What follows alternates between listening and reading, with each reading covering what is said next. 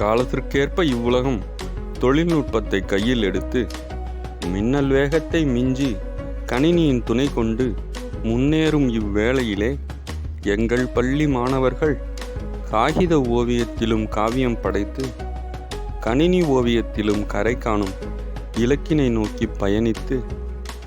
colour பென்சிலை பிடித்த கையில் கம்ப்யூட்டர் மவுஸையும் பிடிக்க வைத்து ஃபோட்டோஷாப் என்னும் வரைதளத்தில்